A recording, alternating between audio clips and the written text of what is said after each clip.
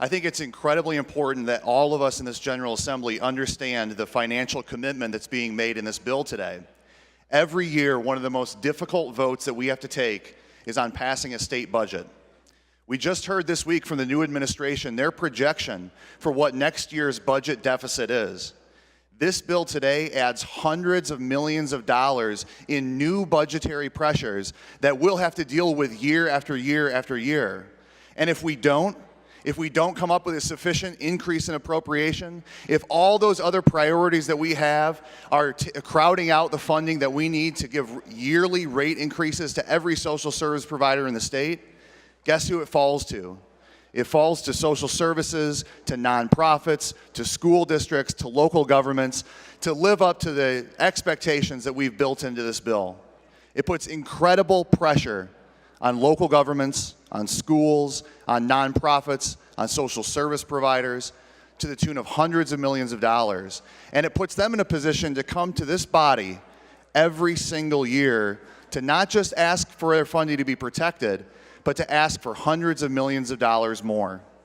What we're doing here is a problem.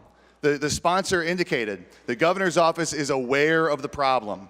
What's the problem? It's the problem we're creating with this vote here today.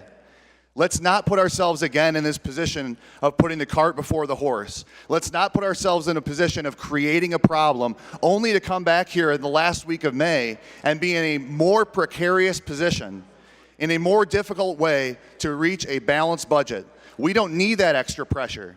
We have billions of dollars of unpaid bills that already are upon our shoulders.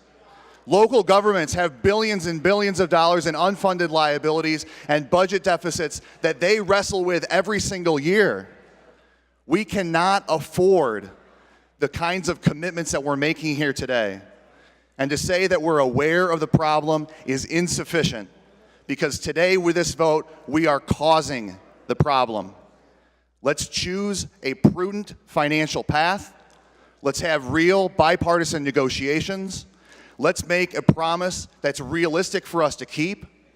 Let's not yet again choose political expediency over the long-term interests of this state. Vote no.